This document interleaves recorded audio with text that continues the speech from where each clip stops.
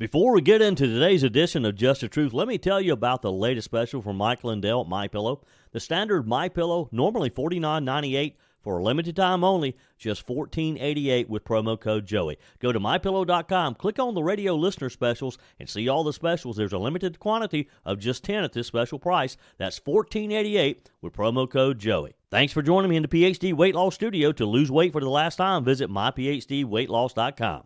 Welcome in. We have a busy show for you today. The mother of a freed American hostage, Marc Fogel, thanks President Donald Trump by saying he kept his promise. We have the details of the release of an American teacher that was just released by Russia yesterday.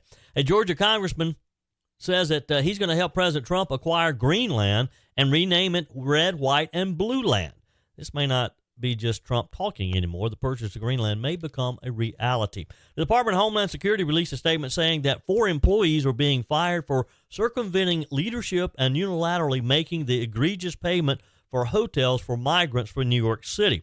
We have an update on the story we told you about yesterday. And President Trump has found some allies across the aisle as some Democrats are agreeing with one of his latest cost-cutting ideas. Which is it? Stick around for the rest of the show. I told you we'd be back. And ye shall know the truth, and the truth shall make you free. It's Joey Hudson. I wanted to name it the Joey Hudson bill, but, they don't allow you to put names on bills. But I wanted to call it the Joey Hudson bill because I know that one's been near and dear to you for a number of years. That's how it's done. Let your voice be heard. And the truth shall set you free. Here's Joey Hudson. President Donald Trump and Elon Musk spoke from the Oval Office yesterday as the president was signing additional executive orders. The president asked Mr. Musk to talk about some of the things he is finding in his initial weeks at DOJ. And also, could you mention some of the things that your team has found, some of the crazy numbers, including the woman that walked away with about $30 million, right, etc.? Well, we do find it sort of rather odd that there are quite a few people in the bureaucracy who have ostensibly a salary of a few $100,000, but somehow manage to accrue tens of millions of dollars in net worth while they are in that position, which is, what happened to USAID. We're just curious as to where it came from. Maybe they're very good at investing, in which case we should take their investment advice, perhaps. But there seems to be mysteriously they get wealthy. We don't know why. Where does it come from? And I think the reality is that they're getting wealthy at the taxpayer expense. That's the honest truth of it. So, we're looking at, if you look at, say, Treasury, for example, basic controls that should be in place, that are in place in any company, such as making sure that any given payment has a payment categorization code, that there is a comment field that describes the payment, and that if a payment is on the do not pay list, that you don't actually pay it. None of those things are true currently. So the reason that departments can't pass audits is because the payments don't have a categorization code. It's like just a massive number of blank checks just flying out the building. So you can't reconcile blank checks. You've got comment fields that are also blank, so you don't know why the payment was made.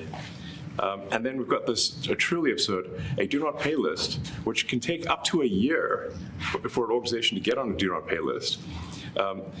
And this, we're talking about terrorist organizations, we're talking about known fraudsters, known aspects of waste, known things that do not match any congressional appropriation. It can take up to a year to get on the list, and even once on the list is not used. It's mind-blowing. So what we're talking about here, we're really just talking about adding common sense controls that should be present, that haven't been present. And that's what our federal government has been lacking for a long time now, just that simple common sense. Things that you and I would do in our household budget, things that you and I would do in our business that the federal government hasn't been doing because they don't care. They don't feel like it's their money. Some of the agencies who have been just freely spending our money have a rude awakening. And they're about to become, if they haven't already realized that Elon Musk is going to deliver on what he promised to do as the idea of DOGE was first launched, they're going to find out real soon. President Trump has found meanwhile, an ally in the U.S. Senate, at least on one of his plans to stop creating new pennies. Senator Jackie Rosen, she's a Democrat from Nevada, came out in support of Trump's latest proposal yesterday afternoon, calling it a common sense move. The Democrat represents a battleground state that both she and Trump won this past year. Over the weekend, Trump announced that he had instructed his Secretary of the U.S. Treasury to stop producing new pennies. For far too long, the United States has minted pennies, which literally cost us more than 2 cents, the president wrote on Truth Social. Let's rip the waste out of our greatest nation's budget, even if it's a penny at a time. Well, Senator Rosen took to X yesterday writing, I'm not afraid to embrace a good idea when it comes from the other side of the aisle, and I agree with President Trump on this. Eliminating the penny is a common sense move that'll save taxpayer dollars, she said. She isn't the only Democrat who has come out in support of Trump's idea, as well as Governor Jared Polis from Colorado said, as well as saving taxpayers hundreds of millions of dollars, there are major environmental benefits to eliminating the penny. This is a great move. So you see, when you come up with a good idea, Democrats, Republicans, Independents can all work together if it's to the betterment of our government, to the betterment of all people. Trump's unlikely Democrat supporters come as much of the party has revolted, as you know, against some of the other things that Trump has done in these first 3 weeks in office. Good news for Marc Fogel yesterday. He's an American teacher who had been unjustly detained in Russia since 2021. Wow. I remember when he was detained, I had forgotten really that he was there. He's finally coming home. This is a joyous reunion thanks to the steadfast efforts of President Donald Trump. Mark's mother, Malfine Fogel, shared her gratitude, stating, he promised me he would get him out, and he kept his promise, talking about President Trump, of course. These heartfelt words highlight the administration's dedication to bringing Americans home at whatever cost. And in this case, it didn't cost us anything. It was a show of faith by the Russians' part that there's a new day and that they're willing to talk. National Security Advisor Mike Waltz made the announcement, said, today President Donald Trump and his special envoy Steve Witkoff are able to announce that Mr. Witkoff is leaving Russian airspace with Marc Fogel, an American who is detained by Russia. This successful negotiation not only reunites the family, but also signals a positive step forward towards improving U.S.-Russia relations. Representative Buddy Carter from Georgia has thrown his support behind another idea of President Trump, and that's his idea of acquiring Greenland.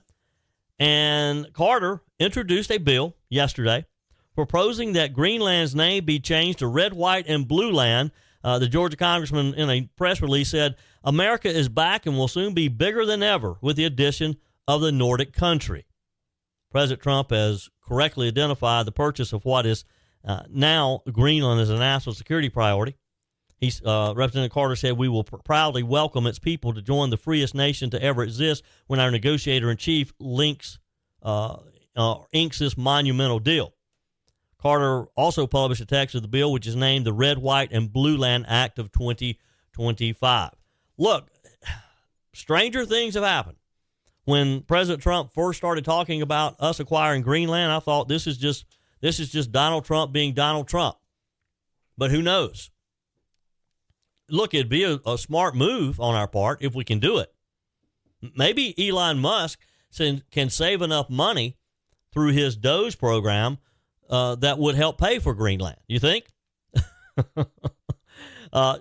This is really not a new idea for Trump, though.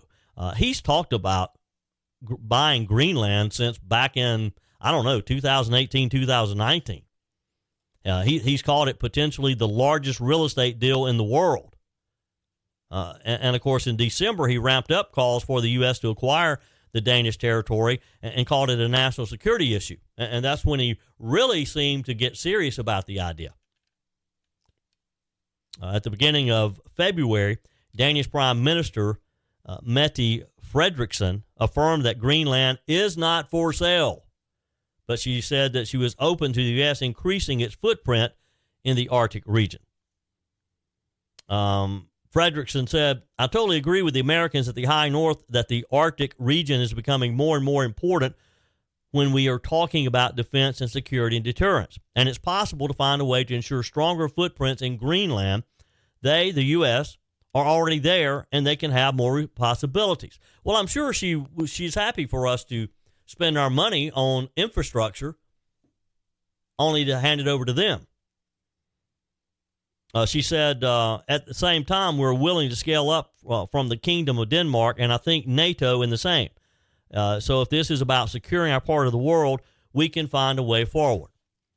Well, look, yes, we do need to secure our place in the world, but we don't need to hand over a bunch of money to Denmark for them to spend however they choose. If we're going to spend money on Greenland, it needs to be our territory, right? We'll see.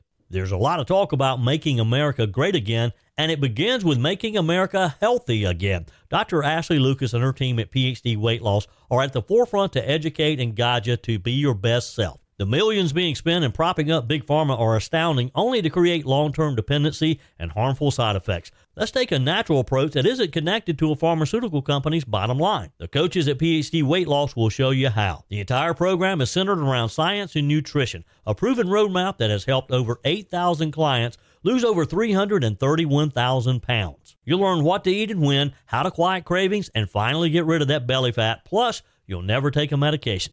How many pounds would you like to lose in 2025? Do it the natural way with PhD Weight Loss, here to lead the charge to make America healthy again. Call PhD Weight Loss and schedule your consultation. 864-644-1900. That's 864-644-1900, or go to myphdweightloss.com.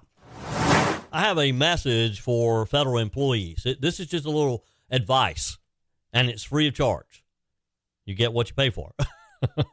If you want to keep your job, don't try to circumvent Elon Musk and the Trump administration. If you're a federal employee, you might want to, regardless of how you feel about Donald Trump, you might want to show your love for our country and get on board with this new attitude of how the federal government is supposed to work. And that is that it works for us. It works for we the people.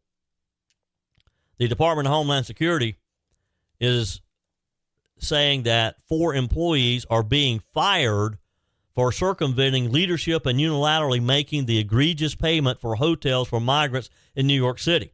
Now, we talked about this story yesterday. The firings come after Elon Musk wrote on X on Monday that the DOGE team just discovered that FEMA sent $59 million last week to luxury hotels in New York City to house illegal migrants. This, as we have ICE teams and FBI teams and Department of Homeland Security teams rounding up illegals around the country and sending them back.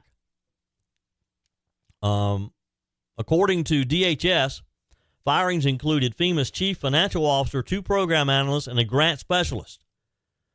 Under President Trump and Secretary Noem's leadership, DHS will not sit idly and allow deep state activists to undermine the will and safety of the American people, according to the statement released.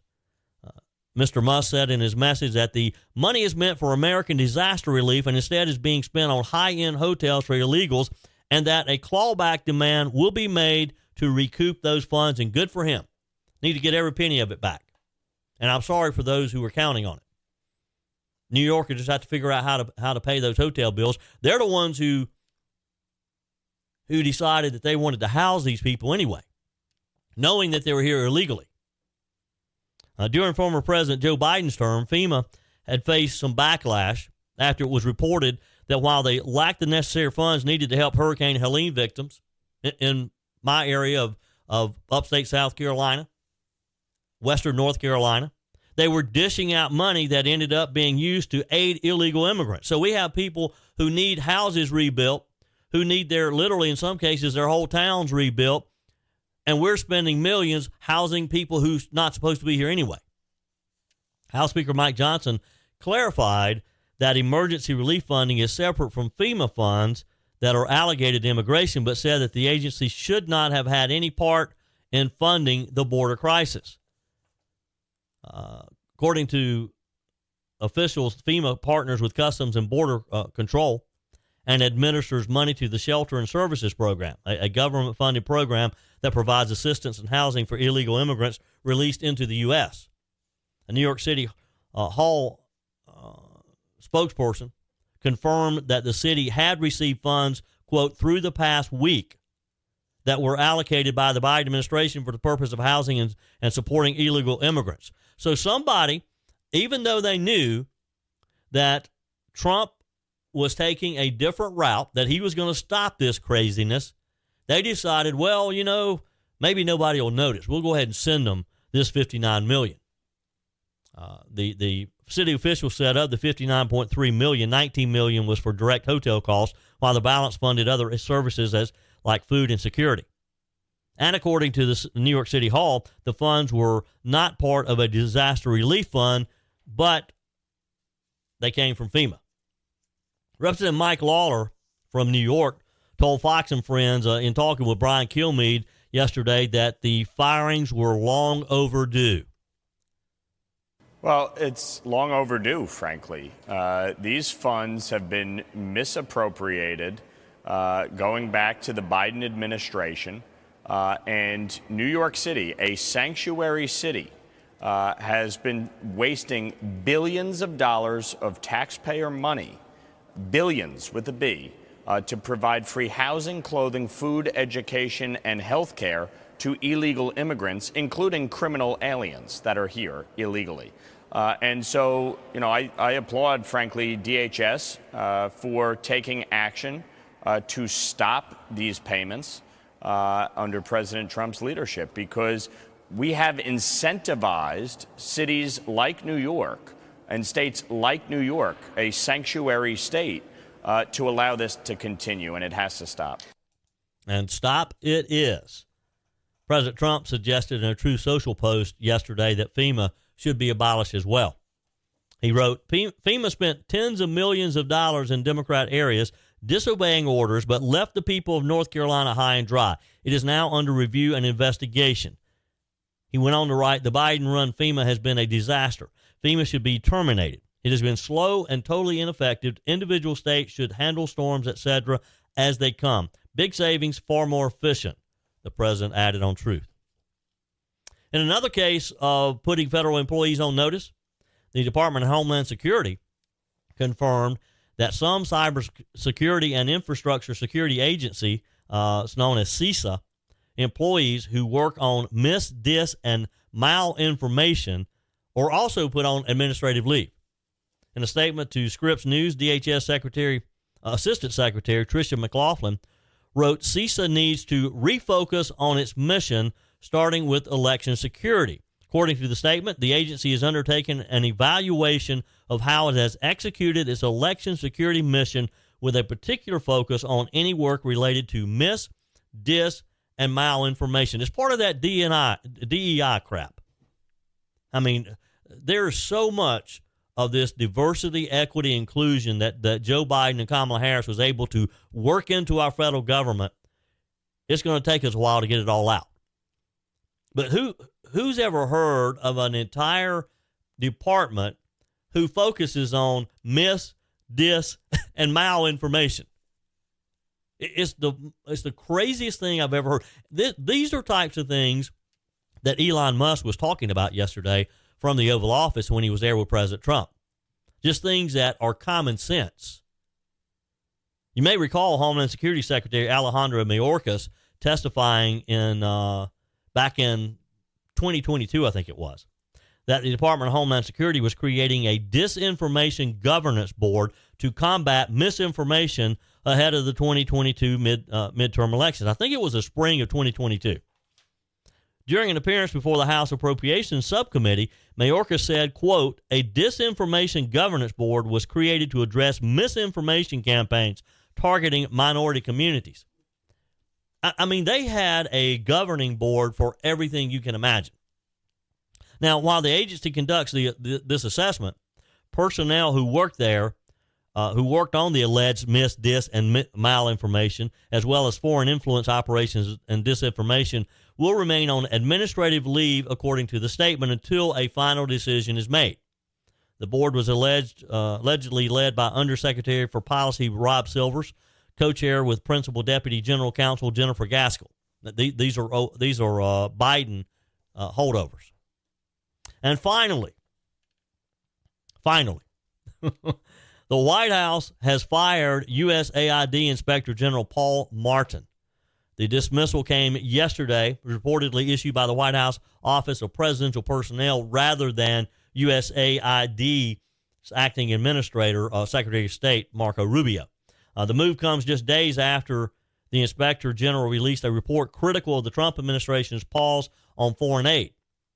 It also follows a warning from USAID that the administration's restructuring of the agency has made it nearly impossible to monitor $8.2 billion in humanitarian funds. Well, that's the reason why they just need to freeze any outgoing checks. Just don't send any more money out yet until there's appropriate oversight.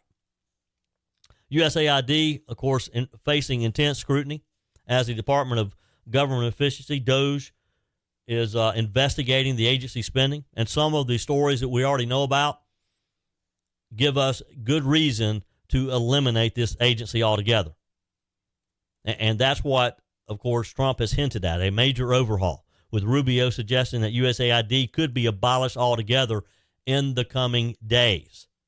On February the 4th, the agency announced that nearly all personnel would be placed on leave by this end of this week, with exceptions only for mission-critical functions, core leadership, and specially designated programs. Overseas missions have also reportedly been told to prepare for shutdowns. Look, close it down and let the State Department do whatever needs to be done. I mean, I got a feeling we're gonna realize that about maybe over half of the budget probably we don't even need, because it's going to stuff that doesn't need to be funded. Not by us anyway. I mean, USAID has run its course. It was established in 1961 under the Kennedy administration. It supposedly was an independent agency working closely with the State Department to distribute civilian foreign aid. But obviously, in recent years, it's become a major agency of its own with no oversight. And that's when we know that things can go wrong. And this is exactly the type of agency that voters said very loudly on November the 5th to get rid of. Your comments are welcome on the Furman Ford text line, 864-477-JOEY. That's 864-477-5639. Emails always welcome, joey@joeyhudson.com. On the text line, Jeff says, an easy fix for the New York problem, send ICE to the hotel and load them all up. Send them back. You know, Jeff, you probably, that might not be a bad idea. Pete writes, now the price of eggs. With all the chicken production in the state, our federal government is wasting tons of eggs. When the chicken producers place fresh breeders, they produce double yolkers. Oh, okay. The feds will not let these eggs be sold, and the farmers have to toss them. Really? I've never heard this before. Pete says there's nothing wrong except they have two yolks. The farmers can tell by the weight of the egg. Now, I remember that. My grandmother, my grandmother Hudson, worked.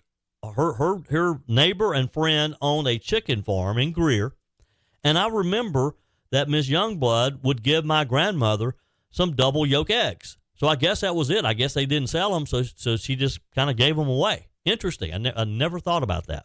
Thank you, Pete. Appreciate that. Ace writes on the text line, Joey, good morning. When it comes to President Trump's buy of Gaza, I'm sure he has a plan. He would never set up a city for destruction. I believe that Gaza would become a powerful wall between Israel and Hamas, although the Lord says that Israel will be destroyed in the end times. Are we at that point? With some of the things going on, Ace, it makes you think, doesn't it?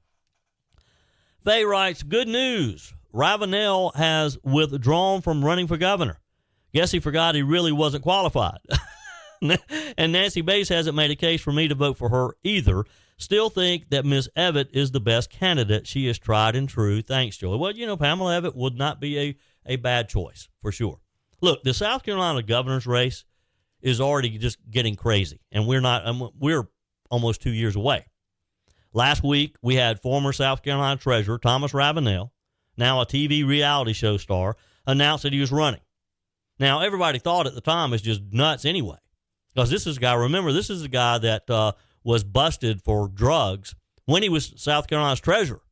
He had to resign in disgrace. And he's been on this Southern Charm TV reality show for recent years.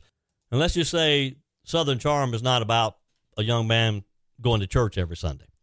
Thomas Ravenel was just a joke to begin with.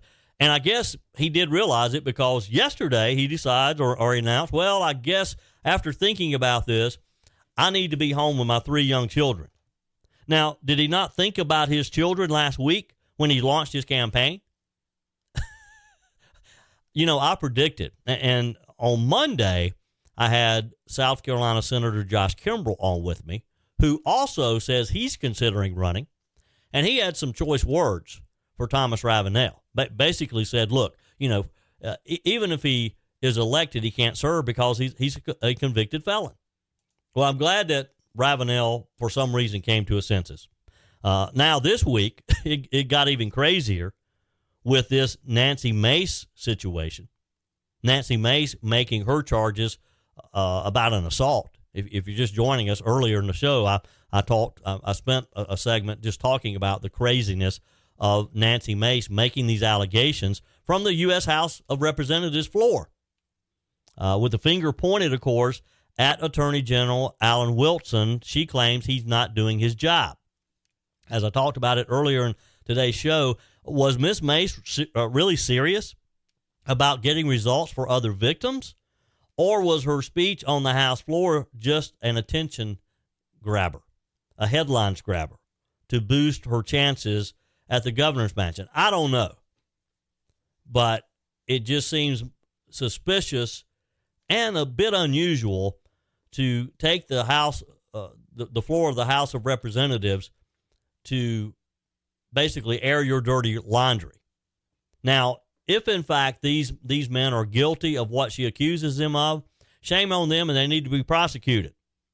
But there's other ways to get that done. And of course, Alan Wilson is believed to be running for governor as well.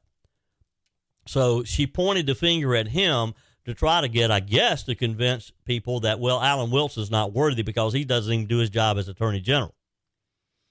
He was on Charlie James' show yesterday, Alan Wilson was, and said that he had never heard of these allegations and that his office had never been notified.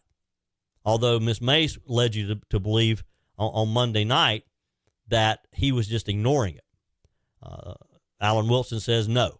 And he made a good point when he said, look, I've been with her at various political events in the last few months. She has my cell phone number. She's never mentioned this to me.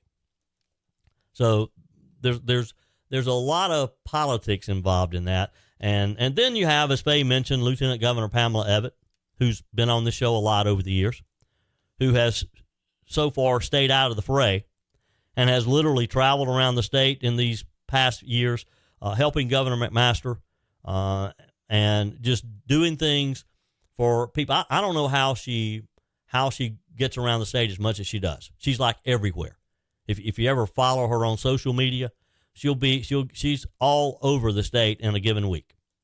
So we got some good choices. And of course, as I mentioned, South Carolina Senator Josh Kimbrell, who was on with me giving us a legislative update on Monday, also says he's considering running for the governor's mansion. So look, the election's over a year away. There's a lot that's going to happen between now and then. One more final thing. President Trump scored a victory yesterday when a judge deemed CBS and Paramount's motion to dismiss moot as his election interference and news distortion lawsuits move forward. So basically, the CBS and the parent company, Paramount, had asked the judge to just toss it out, that there was no merit in the case. Trump filed a $10 billion lawsuit to get CBS News in October alleging election interference over its handling of the 60-minute interview with Kamala Harris, accusing the network of aiding his Democrat rival.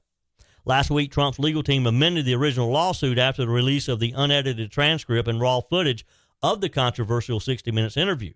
The lawsuit added CBS News parent company Paramount Global as a defendant, citing how the 60 Minutes election special was platformed on its Paramount streaming service. The lawsuit added Representative Ronnie Jackson as a plaintiff and increased the damages claim to $20 billion. U.S. District Judge Matthew Kaczmarek denied a motion from CBS and Paramount seeking to dismiss for failing to state a claim and for improper venue. The judge in his ruling said plaintiffs add a defendant, a plaintiff, and a litany of factual allegations and legal claims in their amended complaint. Accordingly, the motions are denied as moot. CBS sought to dismiss the case because it believes Texas is an improper venue, with the case being transferred from Texas to New York as an alternative. The judge ruled it means that it will remain in Texas for the time being, and that it will continue, that Trump is going to have his day in court, basically. CBS and Paramount have 21 days to renew the motion to dismiss based on the amended complaint. Your comments are welcome on the Furman Ford text line, 864-477-JOEY. That's 864-477-5639. Emails always welcome, joey@joeyhudson.com. Speaking of the Furman Ford text line, it's never been more important to support locally run businesses owned by people who actually live here in the upstate.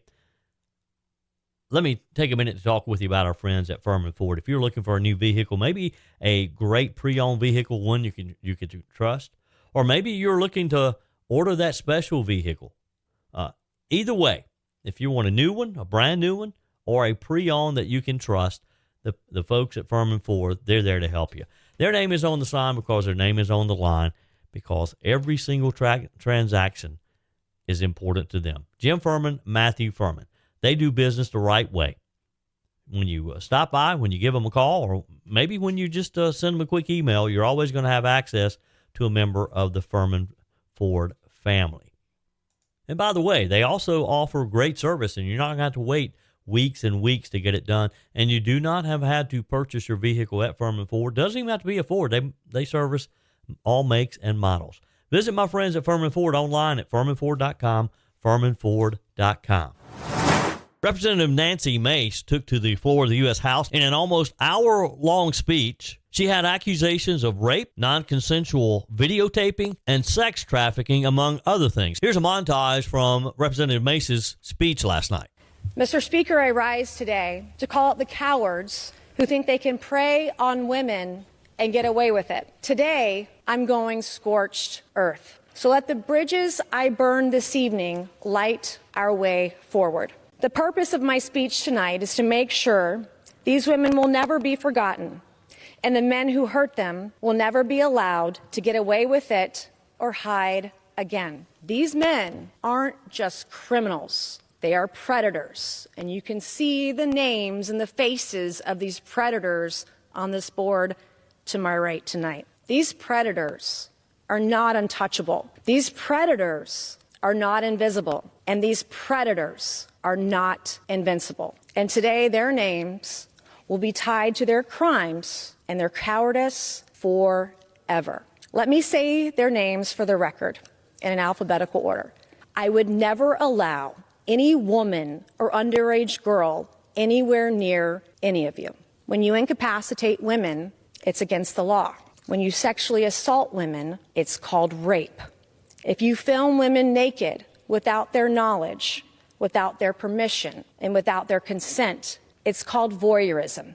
And it makes you a peeping Tom. And it is illegal. Wow. The South Carolina Congresswoman unleashed this stunning stream of allegations, again, on the floor of the U.S. House last night. And it was early evening. The chamber was practically empty, but that's typical. A lot of members of the U.S. House will schedule these floor speeches at a time when there's no one there, but it's for the record. It was on C-SPAN. That's where I picked it up, on C-SPAN.